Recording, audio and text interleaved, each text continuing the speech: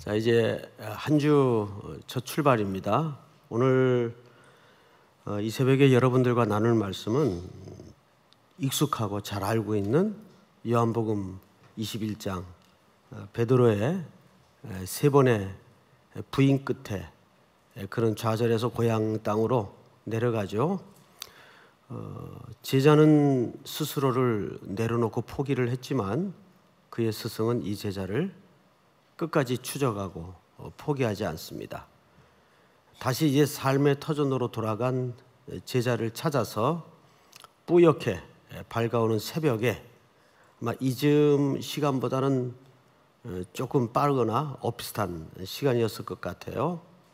밤새 그물질 끝에 텅 빈 그물, 텅 빈 새벽, 텅 빈 배로 이제 땅에 다가오는 제자를 향해서 부활의 주님이 만나시죠. 자, 그 장면을 우리가 먼저 좀 보도록 하겠습니다. 몇 절을 보시냐 하면 7절을 좀 주목해 주십시오. 예수께서 사랑하시는 그 제자가 베드로에게 이르되 주님이시라 하니 시몬 베드로가 벗고 있다가 주님이라 하는 말을 듣고 겉옷을 두른 후에 바다로 뛰어 내리더라. 자, 여기에 보면 7절을 보시면 예수께서 사랑하시는 그 제자가 그랬어요. 베드로 말고 또 한 사람이 등장을 하죠. 누굽니까? 요한입니다. 근데 이 글을 누가 썼나요? 요한이 썼어요. 이 양반 좀 웃기는 양반이에요. 자기가 글을 쓰면서 자기를 가리켜 뭐라고 수식하고 있어요? 주께서 사랑하시는 그 제자가 아예 그 지시대명사까지 넣어서 이렇게 자기 그 정체성을 예수님에 대비해서 확인시키고 있죠. 여러분, 이거는 교만일까요? 건강한 자아상일까요? 이건 건강한 자아상입니다. 저는 오늘 베드로의 이 이야기를 훑어보다가 재미있는 그 대조 하나를 발견하게 되었습니다. 뭐냐 하면 예수님이 베드로와 여기 지금 자기가 자기를 사랑하는 제자라고 소개하고 있는 요한과 다루시는 방식이 너무 다르다는 대조를 발견하게 됩니다. 성경 어디에도 이 제자가 사랑받는다는 표현은 곳곳에 묻어 있어요. 그런데 그 사랑하는 제자에게는 별 남긴 말이 없어요, 예수님께서. 그렇죠? 딱히 얘기가 없어요. 그리고 마지막에는 예수님이 사실 어머니를 누구에게 부탁했나요? 바로 이 제자에게 부탁을 했단 말이죠. 그런데도 다른 제자들처럼 딱히 사연이 기록되어 있질 않아요. 그런데 제일 많이 대화가 이루어진 제자가 누굽니까? 베드로예요.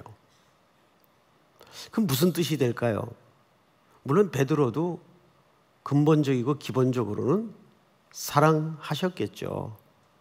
그런데 항상 베드로의 제자가 되는 길목에는 사연이 많았어요. 문제가 많았어요. 마치 누구처럼? 우리들처럼.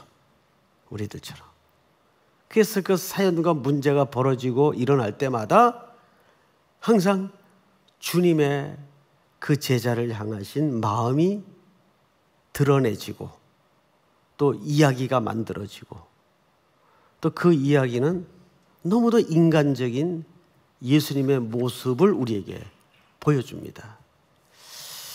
오늘날 교회는 있는 그대로의 모습보다는 되어야 하는 모습에 너무 치중하지 않나 하는 생각을 가져요.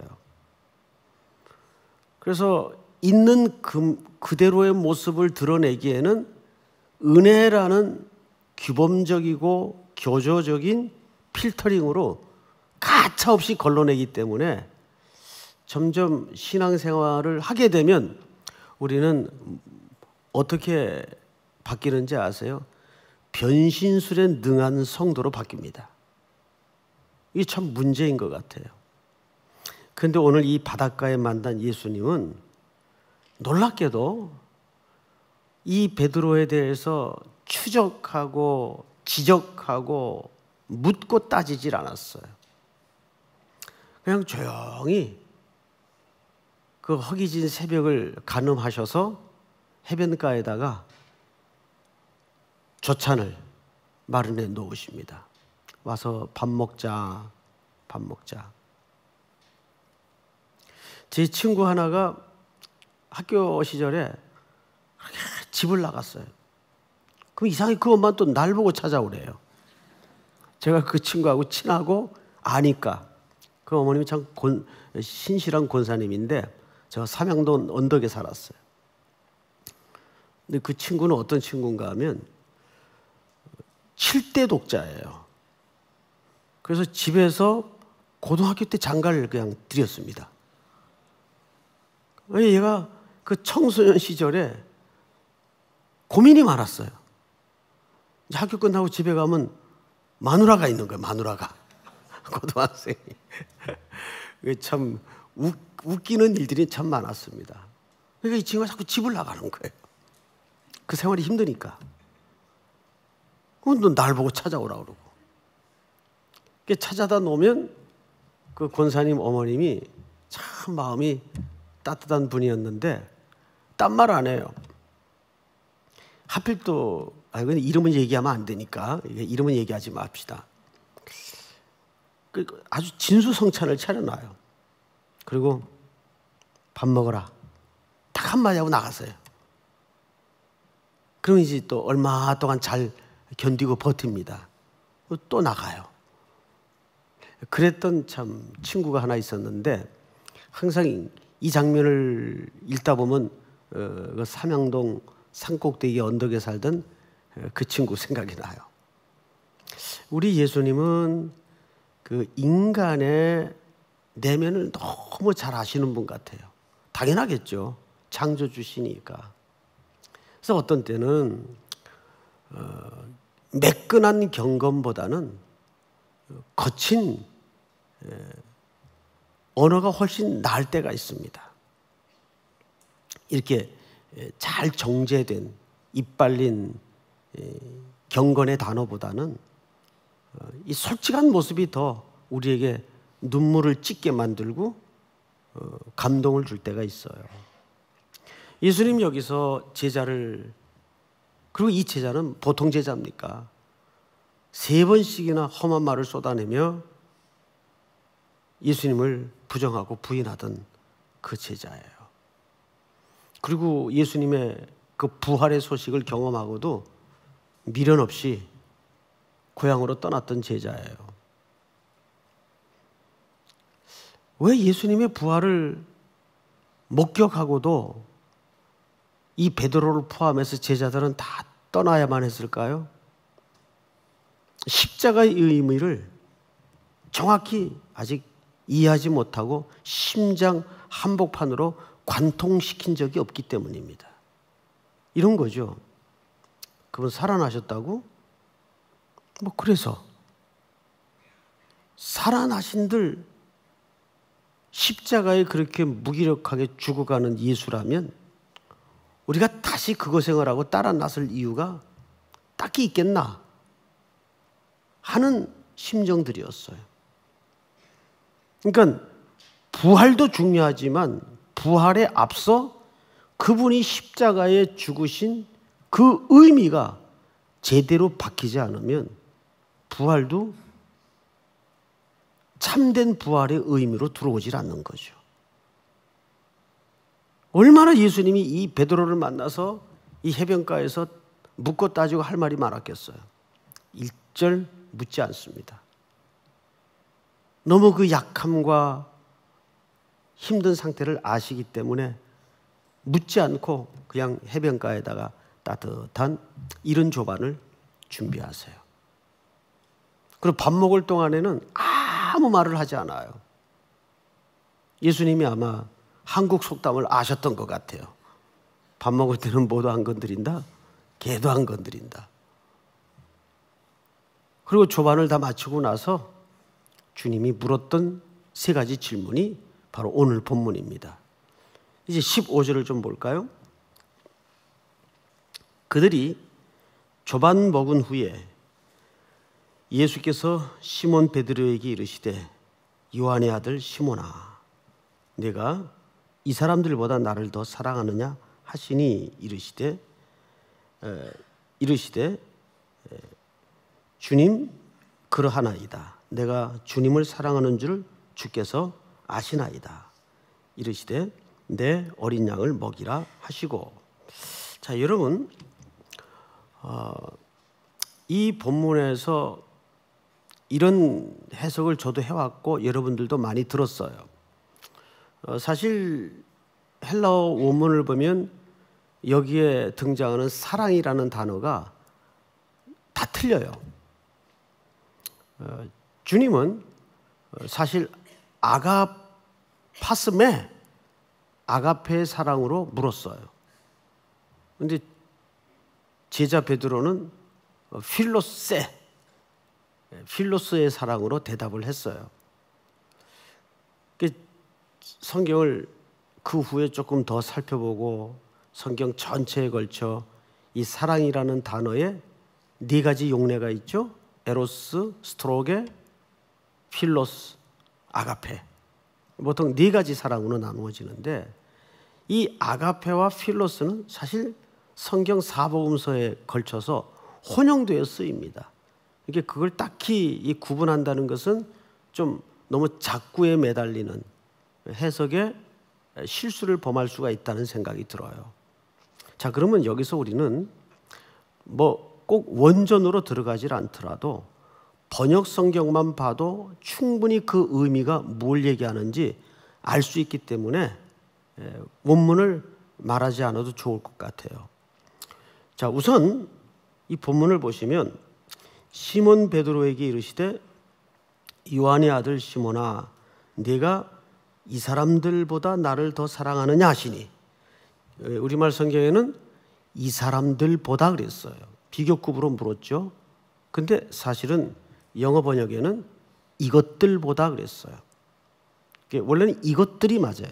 이것들보다 나를 더 사랑하느냐. 사실 이 비교급은 누가 잘 쓰던 화법이었는가 하면 베드로가 잘 쓰던 화법이었어요. 베드로는 항상 극단에서 극단적인 화법을 자주 썼습니다. 철이 없을 때. 이게 철없는 사람들이 극단적인 말을 자주 씁니다. 죽을지언정 이 사람들은 다 버릴지라도 자기 혼자 자기 심정을 얘기하면 되지 꼭 옆에 사람을 물고 늘어져요. 얘네들은 다 주님을 버릴지라도 저는 아닙니다. 뭘 몰랐죠? 거짓말을 한 게 아니에요, 여러분. 베드로는 그 말이, 그 고백이 그때는 진심이었어요. 근데 단 하나 몰랐던 게 내가 누군지를 몰랐죠. 그래서 그는 무너지고서야 조금 자기가 어떤 존재인지를 그제서 알게 됩니다. 그 베드로가 자주 쓰던 화법을 예수님이 꺼내 들고 다시 물은 겁니다. 이것들보다라는 말은 이 사람들보다라는 말보다 훨씬 더 큰 범주를 포함한 거죠. 그가 지금 들고 있는 그물, 먹고 살기 위해서 타던 배, 거기에는 물론 사람들까지 포함된 영역이겠죠. 이것들보다 나를 더 사랑하느냐. 근데 여기에 꺼내놓은 베드로의 대답은 사뭇 이렇습니다. 이르되 주님 그러하나이다. 내가 주님을 사랑하는 줄을 주께서 어떻게 하신다고요? 아시나이다. 자, 이 말의 그 묘한 뉘앙스를 어떻게 이해하세요? 아십니까? 여러분, 주님이 베드로를 어떻게 하셨을까요? 얘가 나를 사랑하지 않는 것은 아니다라는 걸 아셨어요. 그런데 아직도 충분하지 않다는 것도 아셨어요. 베드로의 허물과 약함을, 눈물을, 실패를, 추함을 아시죠. 베드로의 입장에서 먼저 생각을 해보자고요. 주님이 아시지 않습니까? 자, 이 상황에서 자기가 해놓은 저지른 실수가 있으니까 저 주님 사랑하지 않습니다라고도 할 수 없고, 또 그렇게 말하자니 주님을 사랑하지 않는 건 아니고, 그래서 그 어정쩡한 상태를, 답변을 누구에게 밀어버리는 겁니까? 주님이 아시잖아요. 주님이 아시잖아요. 그렇게 대답을 꺼내놓은 거예요. 주님 아시잖아요. 제가 어떤 존재인지를 주님이 제일 잘 아시잖아요. 그런데 이게 믿음이에요. 사실은 내가 얼마나 주님을 사랑하느냐는 아주 중요할 것 같죠? 크게 중요하지 않습니다. 아무 상관없어요. 주님이 아시는 게 중요해요. 우리는 내가 주님을 얼마나 사랑하느냐, 여기에 거의 한국교회는 목숨을 걸죠. 근데 그거 큰 문제 안 됩니다. 거기에 너무 매달리지 마세요.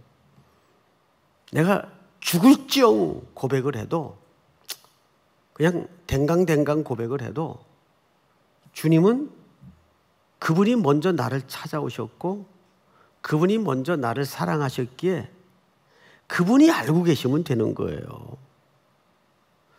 사실 이 말은 베드로의 굉장한 신뢰가 담긴 말이에요. 왜냐하면 그가 과거에는 아마 이렇게 답변했을 것 같아요. 그럼요. 이제는 두 번 다시 실수라는 건 있을 수 없습니다. 죽을지언정, 아마 이렇게 대답을 할 수 있었을 거예요. 근데 이제는 알아요. 여기 초점은 무너진 후에야 내가 누구인 걸 이제는 깨닫게 된 거예요. 베드로는 진심이 없었던 것도 아니고 열정이 없었던 것도 아니에요. 문제는 인간이라는 존재가 얼마나 연약투성이인지 그걸 몰랐던 거예요. 그래서 예수님은 일찍이 예언하셨죠. 네가 넘어진 후에야 네 형제를 돌보게 될 것이다. 다윗도 승승장구할 때 얼마나 신앙이 좋은 듯 보였어요. 그런데 그가 그리스도를 만난 것은 언제였습니까? 무너진 다음에야 주님을 보게 됩니다. 아, 나는 신앙이 이런 건 줄 알았는데, 덧칠하고 열정을 뿜고 쌓고 모으고 드리고 이게 신앙인 줄 알았는데, 신앙은 내가 무너지고서야 그 자리에 십자가에서 피어나는 믿음이라는 열매를 확인할 때 그게 참된 신앙이구나. 밧세바 사건 이후에 나단 선지자로부터 책망을 받고서야, 나단 선지자에게 다윗이 한 얘기가 뭐예요? 아니, 이스라엘에 그런 인간이 다 있습니까? 바로 당신입니다. 소리도 없이 무너지죠. 그리고서야 그는 내가 모태에서 태어날 때부터 죄악 중에 출생했습니다. 나는 오실 그리스도가 필요합니다. 그리스도를 바라보게 되잖아요. 그게 신앙이에요. 주님 그거 확인하는 거예요. 지금 베드로에게 사랑하느냐를 질문했지만 사랑의 눈금을 확인해서 묻는 질문이 아니었어요. 그 사랑을 아직도 자기가 자기 쪽에서 붙들고 있느냐, 그 사랑마저도 나한테 의지하고 있느냐. 주님 아시잖아요. 여러분 기도 속에 이 신음을 놓치지 마시기 바랍니다. 내가 얼마나 그분을 열심히 따르고 사랑하고 그게 중요하지 않아요. 주님이 나를 아시는 게 중요한 겁니다. 믿습니까? 두 번째 성경을 좀 보십시다.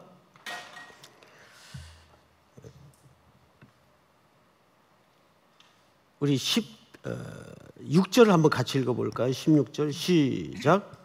또 두 번째 이르시되 요한의 아들 시몬아 내가 나를 사랑하느냐 하시니 이르되 주님 그러하나이다. 내가 주님을 사랑하는 줄 주님께서 아시나이다. 여기에서도 주님이 아시나이다 이렇게 되어 있죠. 그런데 앞에 첫 번째 질문과 두 번째 질문 사이에 예수님의 꺼내놓은 답변에 미세하지만 차이가 하나 눈에 띕니다. 뭐냐면 첫 번째 질문 끝에 주님이 꺼내놓으신 답변은 내 무슨 양을 먹이라? 어린 양을 먹이라 이렇게 돼 있어. 어린 양이에요. 근데 두 번째에서는 무슨 양입니까? 내 양입니다. 내 양. 그러니까 어린 자가 빠졌어요. 이 목양의 범위를 얘기하는 거예요. 성도 가운데에는 아직 성숙지 못한 어린 양이 있어요. 그렇죠? 그런데 그 양이 뭘로 지금 바뀌어 있는가 하면 내 양으로 바뀌어 있어요. 그러면 어린 양이 내 양으로 바뀌기까지 예수님이 베드로에게 부탁했던 것은 뭐냐 하면 목양을 부탁했어요. 먹이라, 치라.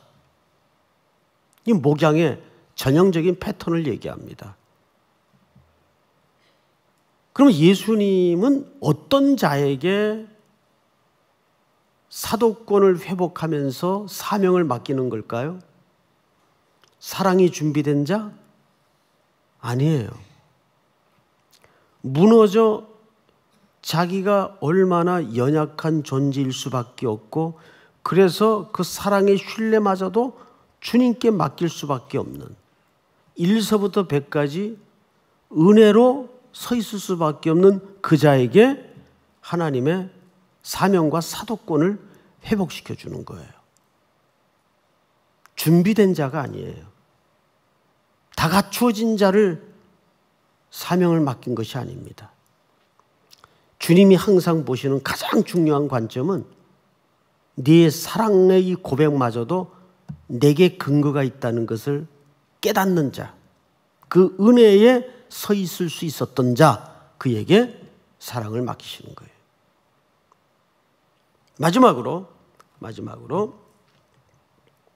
17절을 한번 같이 읽어볼까요? 17절 시작. 세 번째 이르시되 요한의 아들 시몬아 내가 나를 사랑하느냐 하시니 주께서 세 번째 내가 나를 사랑하느냐 하심으로 베드로가 근심하여 이르되 주님 모든 것을 아시오매 내가 주님을 사랑하는 줄을 주님께서 아시나이다. 예수께서 이르시되 내 양을 먹이라. 예. 자, 세 번째 질문에서 주님이 확인하고 싶었던 건 과연 뭘 것 같습니까? 베드로의 반응을 보면 금방 알 수 있어요. 여기에 첫 번째, 두 번째 고백과 달리 뭐하여? 근심하여 그랬어요. 이 근심이라는 말을 찾아봤더니 심장이 터질 듯한 찢어지는 고통이라고 그랬어요. 답답함. 그러면 이 심리 상태가 말해주는 베드로의 상태는 뭘까요? 베드로는 정말 근심했어요. 뭐죠? 그 근심의 정체가 내가 꺼내놓은 알량한 사랑마저도 주님이 되물었다면 그것마저도 자기 자신에 대해서 아무 자신이 없는 거예요. 이게 옛날 베드로 모습 맞아요? 전혀 아니죠. 그럼 베드로는 어떻게 바뀐 겁니까? 자기 존재에 대해서 전체 부정이 된 거예요. 젊을 때는 다 할 수 있을 것 같고 온 세상이 나를 부를 것 같아요. 그러니까 천방지축으로 뛰죠. 그런데 항상 하나님의 종이나 하나님의 제자는, 그리스도의 제자는 가장 예수님께서, 하나님께서 먼저 검증하는 대목이 뭔지 아십니까?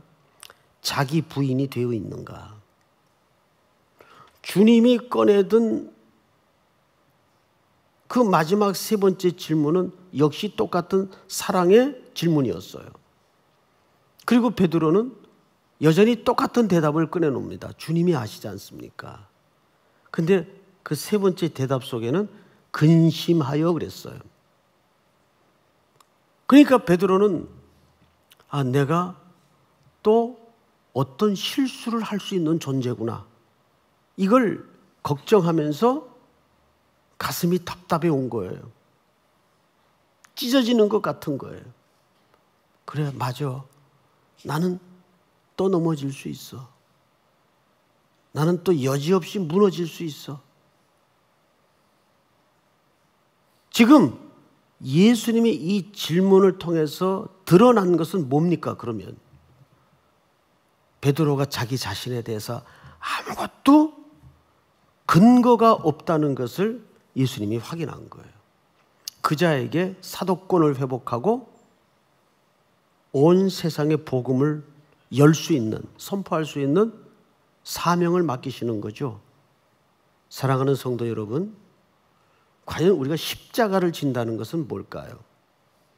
그것은 첫째가 예수님마저도 하나님의 명령을 쫓아 그 십자가에서 자기 부정이 되어지지 않았다면 이 구원의 사건은 일어나지 못했어요.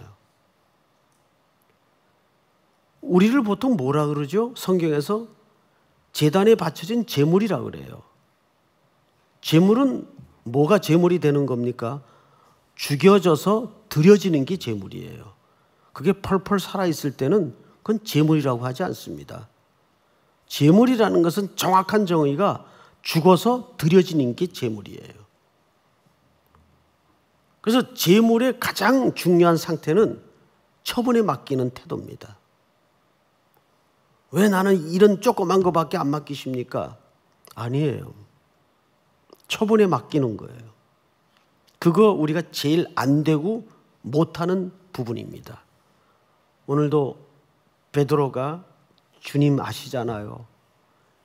이 고백은 사랑을 이미 넘어선 고백이에요. 내가 어느 정도 사랑하느냐가 중요하지 않다는 얘기예요. 주님이 저를 아시면 됩니다.